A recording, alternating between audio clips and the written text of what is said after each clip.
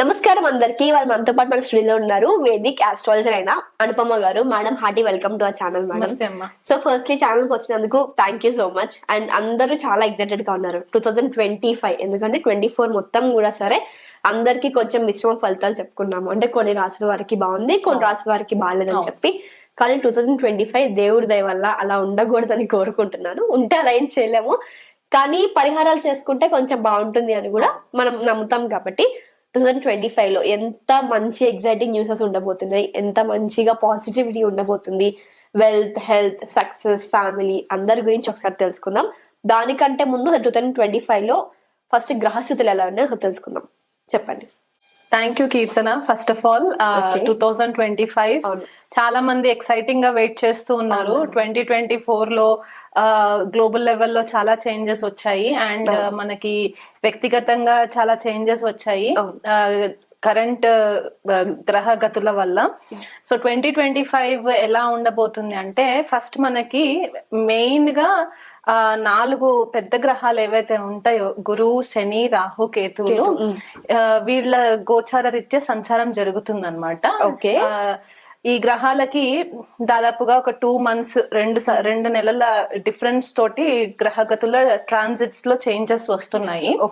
So దాన్ని బట్టి మనం చూసుకుంటే నేషనల్ లెవెల్ అండ్ ఇంటర్నేషనల్ లెవెల్లో చేంజెస్ వస్తాయి. అండ్ వ్యక్తిగతంగా ద్వాదశ రాశుల వాళ్ళ లైఫ్ లో కూడా చాలా చేంజెస్ వస్తూ ఉంటాయి అన్నమాట. పాజిటివ్ చేంజెస్, పాజిటివా నెగిటివ్ అనేది మనము రాశి వారిగా మనం తెలుసుకునే ప్రయత్నం చేసేటప్పుడు అప్పుడు నేను వివరిస్తాను. కాకపోతే ఫస్ట్ ఈ గోచారాలు, ఈ గ్రహాలు ఎప్పుడు చేంజెస్ అవుతున్నాయో డేట్స్ తో సహా చెప్తాను. మనకి న్యూ ఇయర్ ఇంగ్లీష్ క్యాలెండర్ ప్రకారము జనవరి 1st కి మొదలవుతుంది కదా. ఈసారి మనకి అమావాస్య రోజు మనకి న్యూ ఇయర్ మొదలవుతుంది అనమాట. ఇది ఉగాది పంచాంగ రీత్యా కాదని చెప్పేది. సో ఆ డేట్ నుంచి చూసుకుంటే గనక మనకి మార్చి 29వ తారీఖున సాయంకాలము ఇండియన్ టైం ప్రకారం, అంటే న్యూఢిల్లీని మనము సెంట్రల్ బేస్ చేసుకుంటే గనక ఆ టైం ప్రకారం చూసుకుంటే రాత్రి 9:45 మార్చి 29వ తారీఖున శని మనకి మీనరాశిలో ఎంటర్ అవుతుంది అనమాట. కుంభరాశిలో 2.5 సంవత్సరాలు విశాలవంతమైన ట్రాన్సిట్ అయిన తర్వాత మీనరాశిలోకి శని గ్రహం ఎంటర్ అవుతారు అనమాట. అక్కడ ఇంచుమించు 2027 వరకు కూడా శని అక్కడే ఉంటారు, మీనరాశిలో ఉంటారు. తర్వాత మనకి గురువు ట్రాన్సిట్ జరుగుతుంది. మనకి ఈ గురువు కూడా బిగినింగ్ ఆఫ్ ద ఇయర్ లో మనకి వక్రిగతిలోనే ఉంటారు. ఫిబ్రవరి 4వ తారీఖు వరకు వక్రిగతిలోనే ఉండి తర్వాత నార్మల్ డైరెక్ట్ లోకి వస్తారనమాట. అక్కడ నుంచి కంటిన్యూ అయ్యి వృషభ రాశిలో నుంచి కంటిన్యూ అయ్యి మిథున రాశిలోకి ఎంటర్ అవుతారు.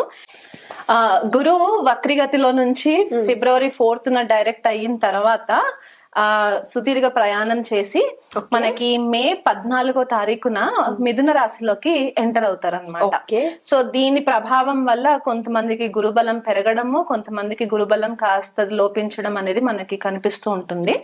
అయినా గురువు గారు మే 14వ తారీఖున ఎప్పుడైతే ఎంట్రీ ఉంటుందో అప్పటి నుంచి మనకి దాదాపు డిసెంబర్ 5వ తారీఖు వరకు కూడా మిథున రాశిలో సంచారం జరుగుతుంది. కానీ మధ్యలో ఆయన వక్రిగతి పొందుతారు. అది వక్రిగతి ఎప్పుడు అంటే అక్టోబర్ 18వ తారీఖున వక్రిగతి పొంది ట్రాన్సిట్ మొత్తం మనకి ఇయర్ ఎండింగ్ వరకు కూడా మనకి గురువు గారు వక్రిగతిలోనే ఉంటారనమాట. అండ్ ఇక్కడ ఇంకొకటి ముఖ్యమైన గమనిక ఏంటి అంటే, అతిచారి జరుగుతుంది. అతిచారి అంటే ఈ సంవత్సరము 2025లో గురువు గారు చాలా ఫాస్ట్ మూవ్మెంట్ ఉంటుంది అనమాట. రెగ్యులర్ మూవ్మెంట్ కంటే కూడా ఫాస్ట్ మూవ్మెంట్ ఉంటుంది. ఎప్పుడైతే ఈయన రెట్రోగ్రేషన్ లోకి వస్తారో, వక్రిగతిలోకి ఎప్పుడైతే అక్టోబర్ 18న ఎంట్రీ అవుతుందో మిథున రాశిలో నుంచి కర్కాటక రాశిలోకి ఎంటర్ అవుతారు అనమాట. అంటే దాదాపుగా 2025 సంవత్సరంలో గురువు గారు 3 రాశులలో ట్రాన్సిషన్ జరుగుతుంది. అది చాలా యునిక్ ట్రాన్సిట్ లాగా చెప్తారనమాట. ఎందుకంటే మొత్తంలో 3 రాసులో ఉండడం చాలా డిఫరెంట్. ఎందుకంటే బిగినింగ్ ఆఫ్ ద ఇయర్ మనకి ఫిబ్రవరి 4వ తారీఖు వరకు కూడా వక్రీగతిలోనే ఉంటారు. ఆ తర్వాత డైరెక్ట్ అవుతారు, వృషభ రాశిలో నుంచి మిథున రాశిలోకి ఎంటర్ అవుతారు. తర్వాత అక్టోబర్ 18వ తారీఖున వక్రీగతిలో నుంచి కర్కాటక రాశిలో తన ఉచ్చ స్థానంలోకి వస్తారనమాట. సో ఇది కొద్దిగా యూనిక్ అని చెప్పాను కదా, ఇది మనకి కనిపిస్తుంది. దీని వల్ల మనకి దేశవ్యాప్తంగా అండ్ అంతర్జాతీయంగా కూడా మనకి చాలా చేంజెస్ కనిపిస్తూ ఉంటాయి. అండ్ వ్యక్తిగత రాశులలో వాళ్ళ పర్సనల్ లైఫ్స్ లో కూడా మనకి చాలా చేంజెస్ కనిపిస్తాయి అన్నమాట.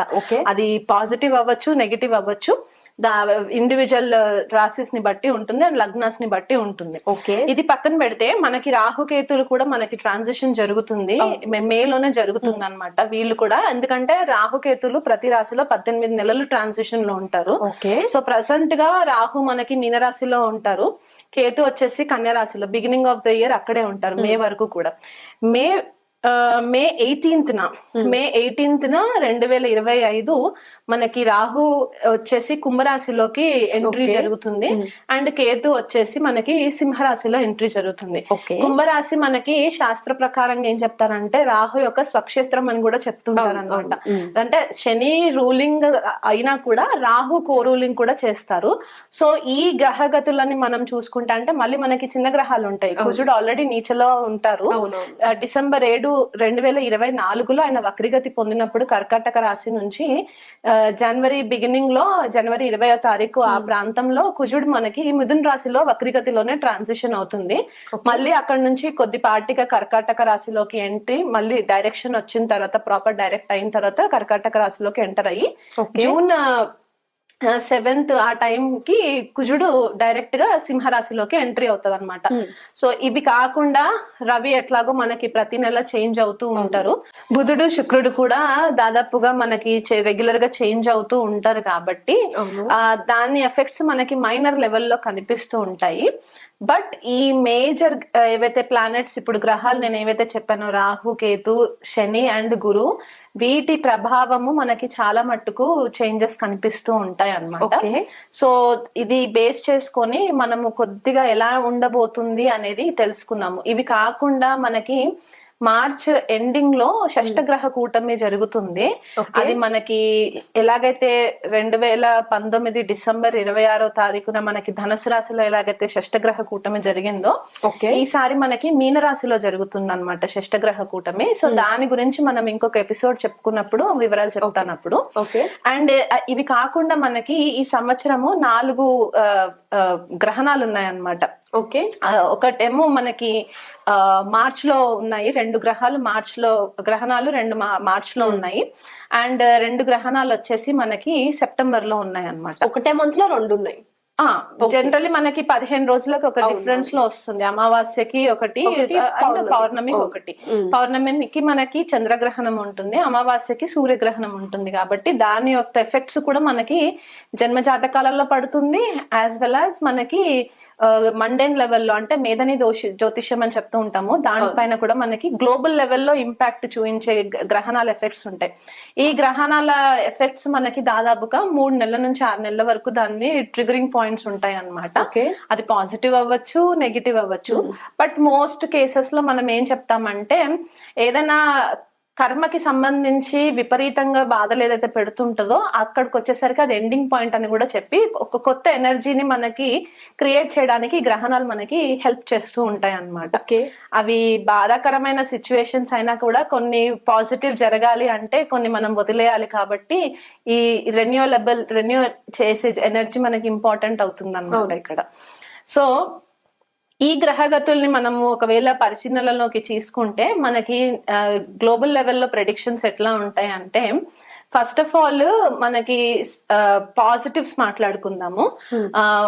ఇప్పుడు కరెంట్ ఉన్న టెక్నాలజీ కంటే కూడా ఇంకా వాస్ట్ గా అంటే ఇంకా విస్తారంగా మనకి టెక్నాలజీ ఇంప్రూవ్ అయ్యే ఛాన్సెస్ చాలా కనిపిస్తుంటుంది. అందరిలో ఒక కొత్త ఉత్సాహం ఏర్పడుతుంది అనమాట. టెక్నాలజికల్ గా వాళ్ళు కూడా అడ్వాన్స్ అవ్వాలి అనే ఒక ఆలోచన వీళ్ళకి ఎక్కువ అవుతుంది ప్రజలలో. అది భారతదేశంలో ఉన్న వాళ్ళకైనా సరే, అబ్రాడ్ లో ఉన్న వాళ్ళకైనా సరే ఇది వర్తిస్తుంది. అంటే వాళ్ళు ఉన్న ఫీల్డ్ లో కంటే కూడా ఇంకా అడ్వాన్స్డ్ గా ఏదైనా ఒక స్కిల్ సెట్ నేర్చుకోవాలి అనుకునే ఒక ఆలోచన కూడా వీళ్ళు చేసే ప్రయత్నాలు చేస్తారు. ఆర్టిఫిషియల్ ఇంటెలిజెన్స్, ఆగ్మెంటెడ్ రియాలిటీ ఇది చాలా బూమింగ్ లోకి వస్తుంది. అంటే మనకి already artificial intelligence, chat GPT మనకి చాలా స్టార్ట్ అయిపోయింది. దాని వల్ల కొద్దిగా లాసెస్ కూడా కనిపిస్తున్నాయి. అంటే రియాలిటీకి ఆర్టిఫిషియల్ ఇంటెలిజెన్స్ కి భేదం లేకుండా, డిఫరెన్స్ లేకుండా, భేదం లేకుండా మనము కొద్దిగా దాంట్లో క్యారీడ్ అవే అవుతున్నాం కదా. దాని గురించి మనకి కొద్దిపాటిగా ఇంకా అడ్వాన్స్డ్ ఇన్ఫర్మేషన్ వస్తుంది. ఎప్పుడైతే ఈ ఆర్టిఫిషియల్ ఇంటెలిజెన్స్ ఎక్కువ బూమ్ అవుతూ ఉంటుందో ఇక్కడ ఏం జరుగుతుందంటే బేసికల్ గా కొద్దిగా మిస్లీడ్ అయ్యే ఛాన్సెస్ ఉంటాయి, ఇన్ఫర్మేషన్ మిస్లీడ్ అయ్యే ఛాన్సెస్ ఉంటాయి. కాబట్టి దాన్ని బేస్ చేసుకొని కొత్త సైబర్ లాస్ వస్తాయి. అంటే ఇప్పుడు ఉన్న సైబర్ లాస్ అంటే పాలసీస్, టర్మ్స్ అండ్ కండిషన్స్ ఏవైతే ఉంటాయో దాన్ని ఇంకా రిఫైన్ గా చేసి కొత్త లాస్ ని రిలీజ్ చేస్తారు. దాని వల్ల మనకి మీడియా పైన, టెక్నాలజీ పైన చాలా ఇంపాక్ట్ పడే ఛాన్సెస్ ఉంటాయి. ఇన్ఫర్మేషన్ కొద్దిగా మిస్యూజ్ అయ్యే ఛాన్సెస్ కూడా మనకి కనిపిస్తూ ఉంటాయి. ఇన్ఫర్మేషన్ కూడా చాలా జాగ్రత్తగా మనకి బ్యాంకింగ్ ఇన్ఫర్మేషన్ అవ్వచ్చు, లేకపోతే ఇంకా ఇంపార్టెంట్ పర్సనల్ డేటా ఇన్ఫర్మేషన్ అయినా సరే ఇవి కొద్దిపాటిగా మనము కేర్ఫుల్ గా ఉంచుకోవడము చెప్పదగిన సూచన అన్నమాట. అది కాకుండా స్కామ్స్ ఏవైనా ఉంటే గనక, అంటే financial transactional scams, bank scams ఈ మధ్య చాలా ఎక్కువ జరుగుతుండే.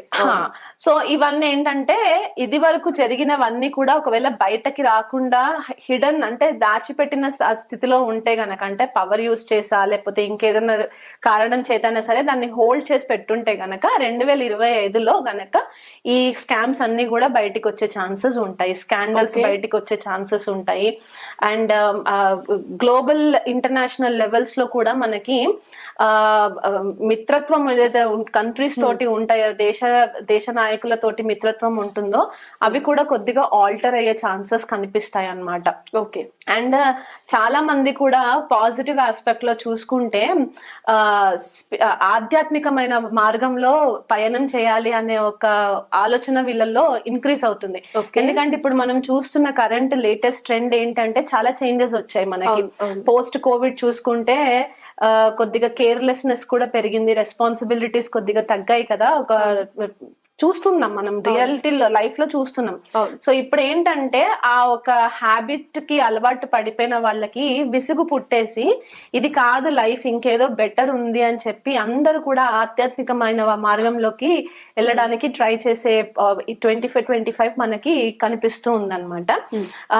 దీని వల్ల ఏమవుతుందంటే భారతదేశంలో చాలా మంది ఫారినర్స్ ఇండియాకి వచ్చి స్పిరిచువల్ అప్లిఫ్ట్మెంట్ కోసము ప్రయత్నాలు చేసే ఛాన్సెస్ ఉన్నాయి. అంటే ఇక్కడ మనది కర్మభూమి కాబట్టి ఆధ్యాత్మికంగా మనకి యోగా, మెడిటేషన్, జ్యోతిష్యము, అకల్ట్ సబ్జెక్ట్స్ ఇవన్నీ కూడా భూమిలోకి వచ్చే ఛాన్సెస్ మనకి 2025 లో కనిపిస్తుంది. దీని వల్ల మనకి ఈ స్పిరిచువల్ లైన్ లో ఉన్న వాళ్ళకి కొద్దిపాటిగా ప్రాఫిట్ జరుగుతుందని కూడా మనం చెప్పుకోవచ్చు అన్నమాట. చాలా మంది కూడా ఎవరైతే నాన్ వెజిటేరియన్ తినే వాళ్ళు ఉంటారో వాళ్ళందరూ కూడా మెల్లిమెల్లిగా వెజిటేరియన్ కి కన్వర్ట్ అయ్యే ఛాన్సెస్ ఉన్నాయి. ఇది ఒక గుడ్ న్యూస్ అన్నమాట. హెల్త్ పరంగా కూడా చాలా కాన్షియస్ అవుతూ ఉంటారు, హెల్త్ ని కొద్దిగా కేర్ఫుల్ గా హ్యాండిల్ చేసుకోవాలి అని చెప్పేసి. అండ్ నెగటివ్ ఆస్పెక్ట్స్ కి వచ్చేస్తే కనుక ఇక్కడ ఏమవుతుందంటే ఒక లాంగ్ లాస్టింగ్ రిలేషన్షిప్స్ కానీ, ఫ్రెండ్షిప్స్ కానీ ఏవైతే ఉంటాయో, కర్మబంధితమైన రిలేషన్షిప్స్ ఏవైతే ఉంటాయో అవన్నీ కూడా కొద్దిగా ఈ సంవత్సరం కట్ అయిపోయే ఛాన్సెస్ కనిపిస్తుంది. ఓకే. ఎందువల్ల కట్ అవుతుంది అంటే మనకి ఈ గ్రహగతి ఏదైతే చెప్పానో, అండ్ మనకి షష్టగ్రహ కూటమి యొక్క ఎఫెక్ట్, మళ్ళీ దానిపైన మనకి గ్రహణాల ఎఫెక్ట్స్ ఇవి ఏవైతే ఉన్నాయో, ఈ గ్రహాల యొక్క ఎనర్జీస్ వల్ల కూడా ఇంకా నేను ఇది వేగలేను, నా వల్ల అవ్వట్లేదు అనుకునే కొన్ని రిలేషన్షిప్స్ ఉంటాయి. పర్సనల్ గా మనకి ఎవరు బయటికి చెప్పుకోరు, కానీ అవన్నీ కూడా కట్ అయ్యే ఛాన్సెస్ కనిపిస్తాయి. ఎవరు కాంప్రమైజ్ అయ్యే ఛాన్సెస్ లేవు ఇక్కడ. ఓకే. దీని వల్ల కొద్దిపాటిగా డిప్రెషన్ లోకి వెళ్లే ఛాన్సెస్ కనిపిస్తుంది. ఎందుకంటే మీనరాశి అండ్ కన్యా రాశి కొద్దిగా ఫ్లడ్డెడ్ అవుతాయి. ఒక బ్రీఫ్ పీరియడ్ ఆఫ్ టైమ్ లో కొద్దిగా ఫ్లడ్ అవుతుంది అనమాట. ఆ ఎనర్జీస్ ని హ్యాండిల్ చేయలేరు. సో కొంతమంది యాంగ్జైటీ ఎక్కువ పెరిగిపోతుంది, స్ట్రెస్ ఎక్కువ పెరిగిపోతుంది, అయిపోతుంది, దాని వల్ల కొద్దిగా డిస్టర్బ్ అయ్యే ఛాన్సెస్ ఉన్నాయి. ఇక్కడ ఇంకొక చిన్న పాయింట్ ఏం చెప్పాలనుకుంటున్నా అంటే కొద్దిగా సూసైడల్ టెండెన్సీస్ కూడా ఎక్కువ అయ్యే ఛాన్సెస్ ఉంటాయి. మనకి యూత్ ఎస్పెషలీ చాలా కేర్ఫుల్ గా ఉండాలి, హేస్టీ డెసిషన్స్ తీసుకోవద్దు. మీకు అట్లాంటి ఆలోచనలు వస్తే గనక మీకు దగ్గరలో ఉన్న వాళ్ళతో ఓపెన్ హార్ట్ కాన్వర్సేషన్ చేయడానికి, మీ మనసులో ఉన్న భారాన్ని తొలగించుకోవడానికి వాళ్ళతో కూర్చొని మాట్లాడడానికి ట్రై చేయండి. ఈ వీడియో త్రూగా నేను చెప్పేది ఏంటంటే తల్లిదండ్రులు ఎస్పెషల్లీ టీనేజ్ వయసులో ఉన్న వాళ్ళు పిల్లలు ఎవరైతే ఉంటారో వాళ్ళని కొద్దిగా పట్టించుకోవడానికి ట్రై చేయండి. ఎస్పెషల్లీ మానసికమైన ఇబ్బందులు ఏవైనా ఉంటే కనుక, చెప్పుకోలేని బాధలు ఏవైనా ఉంటే కనుక, ఎందుకంటే హేస్టీ డెసిషన్స్ తీసుకొని లైఫ్ పాడైపోయే ఛాన్సెస్ కనిపిస్తున్నాయి. అండ్ ఇంటర్నేషనల్ లెవెల్లో కూడా మనకి క్రాస్ బార్డర్ టెర్రరిజం పెరిగే ఛాన్సెస్ ఉన్నాయి. క్రాస్ బార్డర్ టెర్రరిజం పెరిగినప్పుడు ఏమవుతుందంటే ఒక దేశం నుంచి ఇంకొక దేశంకి వలస వెళ్ళడానికి ఎవరైతే చూస్తూ ఉంటారో, రెఫ్యూజీస్ అంటూ ఉంటాం మనం వాళ్ళని, వాళ్ళు ఏమవుతుందంటే వేరే కంట్రీస్ కి వెళ్ళినప్పుడు అక్కడ గవర్నమెంట్ కొన్ని రెస్ట్రిక్షన్స్ పెట్టేస్తుంది. ఎందుకంటే వాళ్ళకంటూ ఒక లిమిట్ ఉంటుంది. ఆ లిమిట్ దాటిన తర్వాత వాళ్ళు వీళ్ళని అలౌ చేయకపోయేసరికి అక్కడ కామన్ పబ్లిక్ కొద్దిగా రెబెలియస్ గా ఎదురు తిరిగి దాడి చేసే దాఖలాలు కనిపిస్తున్నాయి. దేశ నాయకులకి, రాష్ట్ర నాయకులకి, అంతర్జాతీయ రాష్ట్ర నాయకులకి ఎవరైతే ఉన్నారో వాళ్ళకి కూడా కొద్దిగా ఆపదలు ఏర్పడే ఛాన్సెస్ ఉన్నాయి. సో ఎస్పెషలీ మనకి లీడర్షిప్ రోల్స్ లో, కరెంట్ లీడర్షిప్ రోల్స్ లో ఎవరైతే ఉన్నారో వాళ్ళకి మాస్ పబ్లిక్ నుంచి కూడా కొద్దిపాటిగా ఎదురు తిరిగే ఛాన్సెస్ కనిపిస్తున్నాయి. అండ్ ఇంకొకటి ఏంటంటే కాంపిటీషన్ ఎక్కువ పెరుగుతూ ఉంటుంది. ఒక కంట్రీ టు ఇంకొక కంట్రీకి మనకి కాంపిటీషన్ ఎక్కువ పెరుగుతూ ఉంటుంది. దాని వల్ల నాలెడ్జ్ ఎక్కువ నేర్చుకోవాలి అని చెప్పేసి కూడా ఛాన్సెస్ ఉంటాయి. అండ్ రాహు ఎప్పుడైతే మనకి కుంభరాశిలోకి ఎంటర్ అవుతారో, పూర్వభాద్ర నక్షత్రంలోకి ఎప్పుడైతే ఎంటర్ అవుతుందో మే 18th తర్వాత చాలా మట్టుకు ఇన్ఫర్మేషన్ మనకి ఏదైతే గ్రహాంతర వాసుల గురించి మనకి ఇన్ఫర్మేషన్ ఏదైతే స్టాప్ చేసి పెట్టారో అదంతా కూడా ఈ సంవత్సరం మనకి కొద్దిగా బయటికి వచ్చే ఛాన్సెస్ ఉన్నాయి. సైన్స్ అండ్ టెక్నాలజీ అడ్వాన్స్ అయ్యే ఛాన్సెస్ ఉన్నాయి. ఇవి కాకుండా మనకి రాహు మీనరాశిలో ట్రాన్సిట్ అయిన తర్వాత ఈ షష్టగ్రహ కూటమి కూడా మనకి ఉంది కాబట్టి దీని ప్రభావం వల్ల మనకి ఏమవుతుందంటే కొద్దిపాటిగా సునామీలు రావడము, సముద్ర తీరాన కొద్దిపాటిగా అలలు ఉప్పొంగడము, హరికేన్స్ రావడము, మనకి వెస్ట్ లో హరికేన్స్ ఎక్కువ వస్తూ ఉంటాయి, సైక్లోన్స్ రావడం, తెలుగు రాష్ట్రాలలో వర్షాలు ఎక్కువ పడడము, సైక్లోన్ ఎఫెక్ట్స్ రావడము, దానివల్ల పంట నష్టం జరగడము, కొద్దిపాటిగా ప్రాణ నష్టం కూడా జరిగే ఛాన్సెస్ మనకి కనిపిస్తుంది ఈ సంవత్సరము 2025 లో. భూకంపాలు రావడము, ఎస్పెషల్లీ మనకి నార్త్ ఇండియాలో భూకంపాలు రావడము, సౌత్ ఇండియాకి వచ్చేసరికి మనకి కొద్దిపాటిగా సునామీస్, సైక్లోన్స్ ఇవన్నీ వచ్చే ఛాన్సెస్ మనకి, జల ప్రమాదాలు, ఎస్పెషలీ ఈ యూత్ ఎవరైతే బీచ్ పార్టీస్ అని చెప్పేసి బీచ్ కి వెళ్ళాలి, గోవాకి వెళ్ళాలి, చెన్నైకి వెళ్ళాలి అని ఎవరైతే అనుకుంటూ ఉంటారో వీళ్ళు కొద్దిపాటిగా కేర్ఫుల్ గా ఉండాలి. ఈ జల ప్రమాదాలు జరిగే ఛాన్సెస్ మనకి చాలా మట్టుకు క్లియర్ గా కనిపిస్తుంది అనమాట 2025లో. దీనివల్ల ఇమోషనల్ టర్మాయిల్ అంటే చాలా మానసికమైన భావోద్వేగాలకు లోనయ్యే సిచ్యువేషన్స్ కూడా మనకి సంవత్సరం కనిపిస్తుంది. కామన్ పబ్లిక్ కొద్దిగా వచ్చేసరికి ఏంటంటే మనకి లీడర్స్ ఏదైతే ప్రామిస్ చేస్తారో ఆ ప్రామిస్ ని వీళ్ళు కనుక ఒకవేళ నిలబెట్టుకోలేకపోతే కామన్ పబ్లిక్ కొద్దిపాటిగా ఎదురు తిరిగే ఛాన్సెస్ కనిపిస్తూ ఉన్నాయి. కొన్ని సార్లు ఏమవుతుందంటే కొన్ని పథకాల పేర్ల పైన కూడా జరుగుతూ ఉంటాయి కదా, అది వీళ్ళకి టైం కి అందుబాటు అవ్వక కూడా కొద్దిగా రెబెల్ గా తిరిగే ఛాన్సెస్ కనిపిస్తున్నాయి. ఎందుకంటే ఒక నెల 15 రోజులు పై వరకు కూడా శని రాహులు కలిసి మీనరాశిలో ఉంటారు కాబట్టి దాని ఎఫెక్ట్ మనకి చాలా ఎక్కువ కనిపిస్తూ ఉంటుంది. అండ్ ఎవరైనా గృహయోగాలు అవి ఇవి శుభకార్యాలు చేసుకోవాలంటే వాళ్ళ యొక్క జన్మ జాతకాలు అండ్ మన రాసులని బట్టి మనకి డిఫరెన్స్ తెలుస్తుంది. ఇప్పటి వరకు మనం చెప్పుకున్న ప్రెడిక్షన్స్ అన్ని కూడా ఏంటంటే మండెన్ లెవెల్లో ఉండే ప్రెడిక్షన్స్ అన్నమాట. అంటే గ్లోబల్ గా మనకి ఎఫెక్ట్స్ ఎట్లా ఉంటాయి అని చెప్పేసి. ఈ ఓవరాల్ గా 2025లో మనకి ఒక లెసన్ ఏమొస్తుంది అంటే కలెక్టివ్ కాన్షియస్నెస్, అంటే అందరూ కూడా ఒకే ఒక ఆధ్యాత్మికమైన మార్గంలో పయనం చేయాలి. అంటే మనకి మానవ సంబంధాలు కొద్దిగా తెగిపోయిన ఉన్నట్టు అనిపించింది. కోవిడ్ ఉన్నంత కాలం వరకు కూడా హ్యుమానిటీ బానే ఉండింది, కానీ ఎప్పుడైతే ఈ మళ్ళీ నార్మల్ కి వచ్చిందో అందరు మళ్ళీ ఎవరి లైఫ్ వాళ్ళు లీడ్ చేసేసుకుంటూ ఎవరికి ఇష్టం వాళ్ళు కంటిన్యూ చేస్తున్నారు కదా. మళ్ళీ 2025లో ఏంటంటే చాలా మట్టుకు ప్రేమ భావాలు పెరగడము, ఒకరినొకరు మళ్ళీ కొద్దిగా ఆప్యాయత పలకరించుకోవడము, కరుణ, జాలి, ప్రేమ ఇవి ఎక్కువ కనిపించే ఛాన్సెస్ మనకి కనిపిస్తూ ఉన్నాయి. యోగా, మెడిటేషన్ దీంట్లో వెళ్ళాలి అని చెప్పేసి చాలా మంది ఆలోచిస్తూ ఉంటారు, డెసిషన్స్ తీసుకుంటారు కూడా. అది కాకుండా మెడిసిన్ ఫీల్డ్ లోకి వచ్చేసరికి ఏంటంటే కొత్త రకమైన మందులు కనిపెట్టడము, కొత్త డ్రగ్స్ బయటికి రావడము, ఏదైనా సీరియస్ వైరస్ కూడా వచ్చే ఛాన్సెస్ ఉన్నాయి. ఎందుకంటే ఈ షష్టగ్రహ కూటమి ఎఫెక్ట్ మనకి కన్యా రాశి పైన పడుతుంది కాబట్టి ఆ టైంలో మనకి కొద్దిపాటిగా కొత్త రకమైన వైరస్ స్ప్రెడ్ అయ్యే ఛాన్సెస్ ఉన్నాయి. కాబట్టి దానిని కౌంటర్ అటాక్ చేయడానికి కొత్త రకమైన మెడిసిన్స్ కూడా వీళ్ళు మళ్ళీ అందుబాటులోకి తీసుకొచ్చే ఛాన్సెస్ ఉంటాయి. మెడిసిన్ ఫీల్డ్ లో కూడా చాలా మట్టుకు సైంటిఫిక్ కల్మినేషన్ జరిగి ఇక్కడ కొత్త కొత్త విషయాలని ఆవిష్కరణ జరిగే ఛాన్సెస్ ఉన్నాయి. ఆల్రెడీ మనకి క్లోన్ టెక్నాలజీ అనేది ఒకటి చూస్తూ ఉన్నాము, అది ఇంకా కొద్దిగా అడ్వాన్స్డ్ లెవెల్లో జరిగే ఛాన్సెస్ ఉన్నాయి. సో ఓవరాల్ గా చూసుకుంటే 2025 వచ్చేసరికి ఏంటి అంటే మొదటి 6 నెలలు కూడా కొద్దిపాటిగా చాలా నడక నడుస్తుంది అన్న ఫీలింగ్ లోనే ఉంటారు. అంటే 2024 కి 2025 కి పెద్దగా తేడా లేదు అన్నట్టే కనిపిస్తుంది. కానీ ఒక్కసారి ఎప్పుడైతే కంప్లీట్ గా ఈ పెద్ద గ్రహాలన్నీ కూడా మార్పులు జరుగుతాయో జూన్ 1 నుంచి కూడా మెల్లిగా బండి కొద్దిగా ఫాస్ట్ గా వెళ్తుంది అనే ఒక ఫీలింగ్ లోకి అన్ని రాసుల వాళ్ళకి ఇది ఒక పాజిటివ్ గానే చెప్పుకోవచ్చు. అంటే ఫస్ట్ హాఫ్ కంటే కూడా సెకండ్ హాఫ్ అన్ని రాసుల వాళ్ళకి కూడా చాలా బాగుంటుంది. ఓకే మేడం, ఇప్పుడు నార్మల్ గా ఇంతవరకు చెప్పారు, అంటే గ్రహస్థితులు ఎలా ఉన్నాయి, గ్లోబల్ వైజ్ గా ఎలా ఉందో.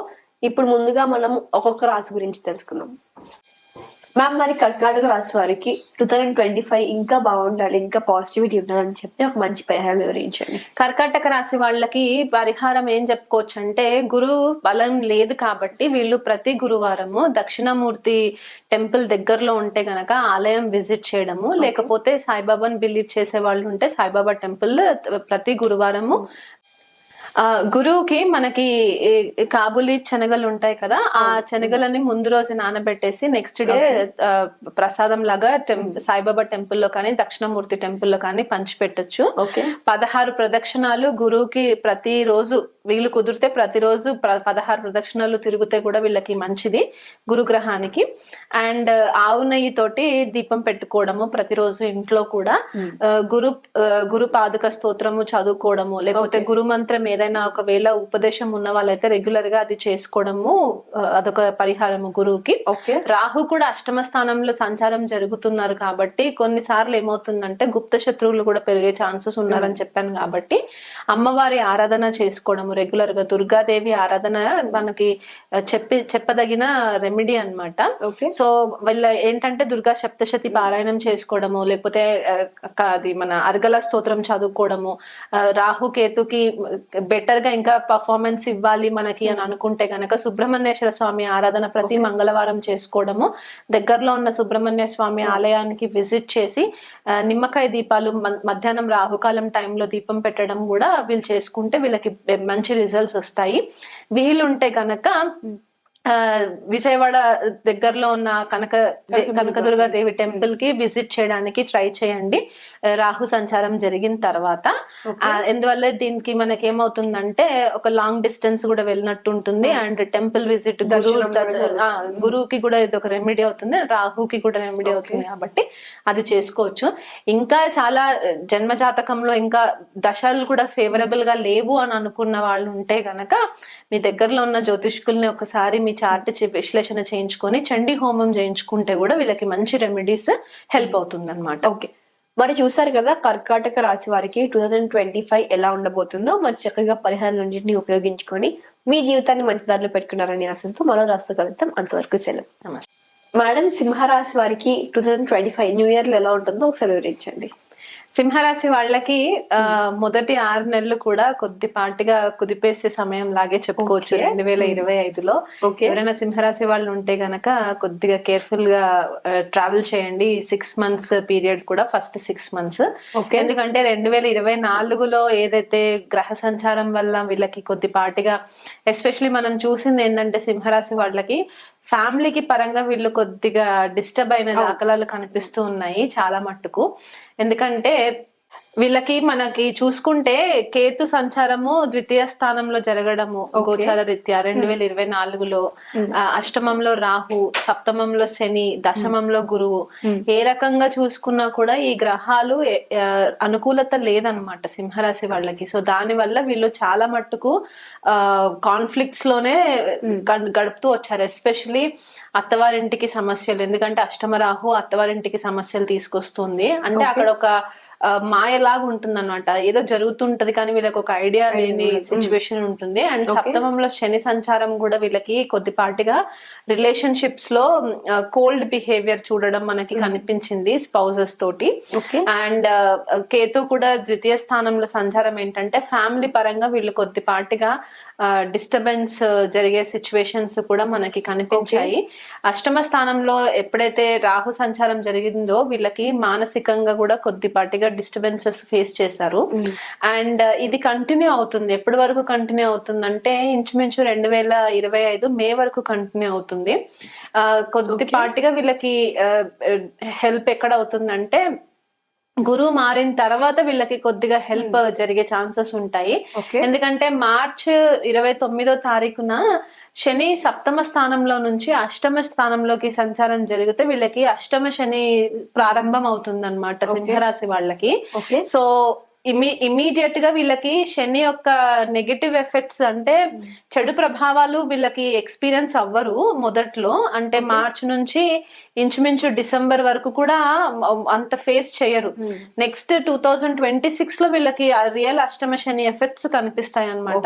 ఎందువల్ల అంటే ఈ సంవత్సరం గురువు వీళ్ళకి మిథున రాశిలోకి ఎప్పుడైతే ట్రాన్సిట్ అవుతారో మేలో, అక్కడ సింహరాశి వాళ్ళకి లాభస్థానం అవుతుంది కాబట్టి లాభస్థానంలో జరిగే సంచారము గురువు యొక్క బ్లెస్సింగ్స్ వీళ్ళకి అధికంగా ఉండడం వల్ల వీళ్ళు ఏ పని మొదలు పెట్టినా గురు బలము తోడ్పడుతుంది. కాబట్టి గత కొంతకాలంగా సింహరాశి వాళ్ళు ఏదైతే నష్టపోయి ఉన్నారో, ఒక ప్రాపర్ క్లూలెస్ మైండ్ సెట్ తోటి, ఒక డైరెక్షన్ లేని మైండ్ సెట్ తోటి ఏదైతే ఉన్నారో, ఈ గురు గోచారం వల్ల వీళ్ళకి మంచి పాజిటివ్ రిజల్ట్స్ వచ్చే ఛాన్సెస్ మనకి కనిపిస్తున్నాయి అన్నమాట.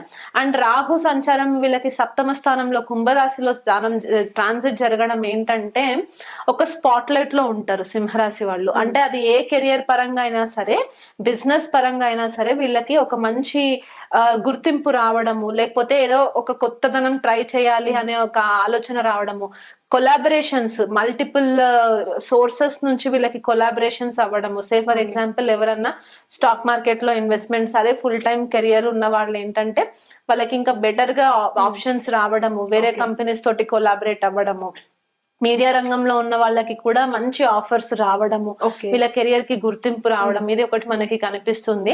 లగ్నంలో సింహరాశి వాళ్ళకి కేతు సంచారం ఇక్కడ ఏం చెప్తుందంటే, ఒకవేళ ఎవరికైనా చంద్రుడు కూడా సింహరాశిలో ఉంటే గనక కేతు సంచారం అక్కడ జరిగితే మానసిక ఒత్తిడి కొద్దిగా అయ్యే ఛాన్సెస్ కనిపిస్తూ ఉంటుంది. అదే లగ్నంలో గనక ఏ గ్రహం లేకుండా జస్ట్ ఒక లగ్నం మాత్రమే ఉంటే గనక అక్కడ కేతు సంచారం జరిగితే కొన్నిసార్లు ఏమవుతుందంటే వీళ్ళు ఐసోలేటెడ్ గా ఉండడానికి ఇష్టపడడం, ఒంటరితనంగా ఉండడానికి చూసుకోవడము, వాళ్ళ పైన ఎక్కువ ఫోకస్ లేకుండా అవతల ఇష్యూస్, అంటే ఎక్కడైతే రాహు సంచారం జరుగుతుందో అక్కడ ఎక్కువ ఫోకస్ పెట్టడం అనేది వీళ్ళకి జరుగుతూ ఉంటుంది. సో ఫిజికల్ గా కొద్దిగా డ్రైన్ అయ్యే ఛాన్సెస్ కూడా కనిపిస్తుంది. అదే చంద్రరాశి సింహరాశి అయిన వాళ్ళకి మానసికంగా కొంచెం డిస్టర్బ్ అవుతారు. ఎందుకంటే వీళ్ళ ఎక్స్పెక్టేషన్స్ ఏవైతే ఉంటాయో ఆ ఎక్స్పెక్టేషన్స్ కి అవతల వాళ్ళు రీచ్ అవ్వకపోయేసరికి, లేకపోతే వీళ్ళకైనా సరే ఏదన్నా ఒక ప్లానింగ్ చేసుకొని ఆ ప్లానింగ్ కి ఎక్స్పెక్టేషన్స్ రీచ్ అవ్వకపోయేసరికి కొద్దిగా మానసికంగా డిస్టర్బ్ అవుతారు. తల్లి ఆరోగ్యం పట్ల కొద్దిగా కేర్ఫుల్ గా ఉండాలి సింహరాశి వాళ్ళు. లగ్నం వాళ్ళకి కంటే కూడా రాశి వాళ్ళకి కొద్దిగా ఎఫెక్ట్ ఎక్కువ పడే ఛాన్సెస్ ఉన్నాయి. జన్మ జాతకంలో మళ్ళీ అక్కడ వేరే గ్రహాలు ఉంటే గనక ఈ సంచారాలు కొద్దిగా ఆల్టర్ చేస్తాయి రిజల్ట్స్ ని. అది మనము ఇండివిజువల్ చార్ట్స్ చూస్తేనే తెలుస్తుంది. కానీ ఓవరాల్ గా చెప్పుకోవాలంటే రాహు అండ్ గురువు యొక్క బ్లెస్సింగ్స్ వీళ్ళకి సింహరాశి వాళ్ళకు ఉంటుంది కాబట్టి ఈ సంవత్సరము కెరియర్ లో ఇప్పటి వరకు ఒక డైరెక్షన్ లేని వాళ్ళు ఉన్నా, లేకపోతే ప్రమోషన్స్ లేకున్నా, కొంతమంది సింహరాశి వాళ్ళకి దశమ స్థానంలో గురు సంచారం కూడా జాబ్స్ పోయిన వాళ్ళు కూడా కొంతమంది సింహరాశి వాళ్ళు ఉన్నారు. మ్యారిటల్ ఇష్యూస్ ఫేస్ చేస్తున్న వాళ్ళు ఉన్నారు, అత్తవారింటితో ఇబ్బందులు ఫేస్ చేస్తున్న వాళ్ళు ఉన్నారు.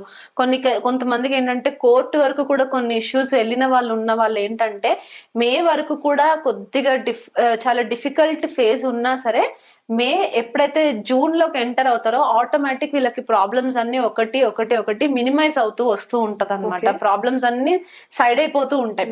ఎందుకంటే సింహరాశి వాళ్ళకి తన భాగ్యాధిపతి అయిన కుజుడు కూడా కొద్దిగా ఫేవరబుల్ గా లేకపోవడము, గోచార రీత్యా నీచలో ఉండడము, గోచార రీత్యా కుజుడు భాగ్యాధిపతి అయినా కూడా ఫేవరబుల్ రిజల్ట్స్ లేకపోవడము, వీళ్ళకి ఇమోషనల్ టర్మాయిల్స్ ఎక్కువ ఫేస్ అవ్వడము, దానివల్ల ఏంటంటే భార్యాభర్తలకి మధ్యలో కొద్దిగా చికాకులు రావడము, అత్తవారింటితోటి చికాకులు రావడం అనేది కూడా మనము చూస్తూ వచ్చాం. కాబట్టి ఇవన్నీ కూడా వీళ్ళకి జూన్ నుంచి మెల్లిమెల్లిగా తగ్గిపోయే ఛాన్సెస్ కనిపిస్తూ ఉన్నాయి. గురుబలం చాలా ఫేవరబుల్ రిజల్ట్స్ ఇస్తున్నారు కాబట్టి ఎవరైతే సింహరాశి వాళ్ళు చాలా కాలం నుంచి పిల్లల కోసం ఎవరైతే ప్లాన్ చేస్తున్నారో సంతాన యోగం లేకుండా, వాళ్ళకు కూడా గురుబలం పెరగడం వల్ల సంతాన యోగం కలిగే ఛాన్సెస్ కూడా మనకి కనిపిస్తూ ఉన్నాయి. పెళ్లిళ్ళు అవని ఎవరైనా సింహరాశి వాళ్ళు ఉంటే ఈ సంవత్సరం గురుబలం వల్ల కూడా వీళ్ళకి మ్యారేజ్ జరిగే ఛాన్సెస్ కనిపిస్తుంది. ఫారెన్ ట్రావెల్ కి వెళ్ళాలనుకునే వాళ్ళకి కూడా రాహు సప్తమ స్థానంలో ట్రాన్సిషన్ జరగడం వల్ల వీళ్ళకి ఫారెన్ ట్రావెల్ కి కూడా వెళ్లే ఛాన్సెస్ కనిపిస్తున్నాయి. ఇవన్నీ రిజల్ట్స్ కూడా వీళ్ళకి జూన్ తర్వాత ఎక్కువ ఫేవరబుల్ గా వర్కౌట్ అవుతుంది అనమాట. అండ్ బిజినెస్ పరంగా ఎవరైనా రాణించాలి అని అనుకుంటే, కొత్తగా బిజినెసెస్ ఎవరైనా చేయాలి అని అనుకుంటే కనుక వాళ్ళు పార్ట్నర్షిప్ బిజినెస్ లోకి వెళ్లకుండా ఇండివిజువల్ గా ప్లాన్ చేసుకుంటే కనుక వీళ్ళకి చాలా బాగా కలిసి వస్తుంది. ఎందుకంటే సప్తమ స్థానంలో రాహు సంచారము కొన్నిసార్లు పార్ట్నర్షిప్స్ విషయంలో అయోమయమైన పరిస్థితులలో పెట్టడము, లేదా పార్ట్నర్స్ ని ఒక రకంగా మనకి వాళ్ళు జెన్యూనా కాదా అనేది ఒక డిఫరెన్సియేషన్ కూడా లేకుండా వీళ్ళని ఒక కన్ఫ్యూజన్ జోన్ లో పెట్టే ఛాన్సెస్ మనకి సింహరాశి వాళ్ళకి కనిపిస్తుంది. కాబట్టి పార్ట్నర్షిప్స్ బిజినెస్ విషయంలో మాత్రం కొంచెం కేర్ఫుల్ గా ఉండి ఒక స్టెప్ తీసుకునే ముందు గురువుల యొక్క సపోర్ట్ తీసుకోవడము, వాళ్ళ గైడెన్స్ తీసుకోవడం, లేకపోతే ఇంట్లో పెద్దవాళ్ళు ఉంటే వాళ్ళని ఒకసారి గైడెన్స్ అడిగి స్టెప్ ముందుకు వేసుకుంటే కూడా వీళ్ళకి బాగుంటుంది. కొలాబరేషన్స్ అంటే వేరే వాళ్ళతో కొలాబరేట్ చేయడానికి కొద్దిపాటిగా స్కోప్ ఉంటుంది. అక్కడ కూడా వీళ్ళు ఎక్కువ కూడా వీళ్ళు ఎక్కడ కూడా ఫైనాన్షియల్ గా వీళ్ళు ష్యూరిటీలు గ్యారంటీస్ ఇవ్వకుండా కంటిన్యూ చేస్తే కనుక సక్సెస్ అయ్యే ఛాన్సెస్ కనిపిస్తూ ఉన్నాయి. ఫారెన్ ట్రావెల్స్ కు వెళ్లే వాళ్ళకి కూడా బాగుంటుంది. లీగల్ లిటిగేషన్స్ ఏమైనా ఉంటే గనక ఆ ప్రాబ్లమ్స్ లో నుంచి కూడా వీళ్ళు జూన్ తర్వాత బయటికి వచ్చే ఛాన్సెస్ కనిపిస్తూ ఉన్నాయి. మేడం, నేను మీ రీసెంట్ వాట్సాప్ స్టేటస్ లో చూసాను, అదేంటంటే రాహుకేతు క్లాసెస్ స్టార్ట్ అయ్యాయి అని బ్యానర్ రిలీజ్ చేశారు కదా, ఒకసారి దాని గురించి వివరించండి. రాహుకేతు క్లాసెస్ స్పెసిఫిక్ గా లాంచ్ చేయడం జరిగింది. ఇది ఆల్రెడీ జ్యోతిష్య పరిజ్ఞానం ఉన్న వాళ్ళకి అనమాట. అంటే బిగినర్ ఫేజ్ లో ఉండి కొద్దిగా అడ్వాన్స్డ్ లెవెల్ కి వెళ్ళాలనుకునే వాళ్ళ కోసము రాహుకేతు జన్మ జాతకంలో ఎలాంటి ప్రాబ్లమ్స్ క్రియేట్ చేస్తారు, దానివల్ల మనం ఎలాంటి రెమెడీస్ ఇవ్వచ్చు, అంటే పితృదోషం కావచ్చు, పుత్రదోషం కావచ్చు, కలత్ర శాపం కావచ్చు, ఇలాంటివి ఏవైతే దోషాలు ఉంటాయో అసలు రాహుకేతు ఏ భావాలలో ఉంటే, ఏ రాసులలో ఉంటే ఎలాంటి పరిహారాలు ఇస్తాయి, ఎలాంటి రిజల్ట్స్ ఇస్తాయి, ఫారెన్ సెటిల్మెంట్ బిజినెస్ కి పరంగా ఎట్లాంటి రిజల్ట్స్ ఇస్తాయి, స్పెసిఫిక్ గా రాహుకేతు ఎందుకు తీసుకోవడం జరిగిందంటే కర్మిక్ నోట్స్ అన్నమాట. మన గత జన్మలో చేసుకున్న ఒక కాంబినేషన్ ని బట్టి మనకి మన జన్మ జాతకంలో ప్లేస్మెంట్స్ పడుతూ ఉంటాయి. సో ఈ కోర్స్ లాంచ్ చేయడం జరిగింది. సో ఎవరికైనా ఇంట్రెస్టెడ్ ఉంటే గనక, ఆల్రెడీ ఆస్ట్రాలజీ నాలెడ్జ్ ఉన్న వాళ్ళు ఉంటే గనక ఈ కోర్స్ లో ఎన్రోల్మెంట్ చేసుకోవడం, మీకు ఇంట్రెస్టెడ్ ఉంటే చేసుకోవచ్చు. మీకు ప్రీ రికార్డెడ్ క్లాసెస్ కూడా ఉంటాయి. ఒకవేళ ఒక క్లాస్ మిస్ అయినా సరే మీకు ఆ రికార్డెడ్ వర్షన్ మీకు పంపడం జరుగుతుంది. ఆల్ క్లాసెస్ ఆన్లైన్ ఉంటాయి కాబట్టి సాటర్డే సండే షెడ్యూల్ చేయడం జరుగుతుంది. మీకు వీలు కుదిరితే కనుక మీరు ఇంట్రెస్టెడ్ ఉంటే నా నంబర్ కి మెసేజ్ చేస్తే నేను మీకు ఫుల్ ఫ్లెష్డ్ కోర్స్ డీటెయిల్స్ ఇవ్వడం జరుగుతుంది. Okay madam.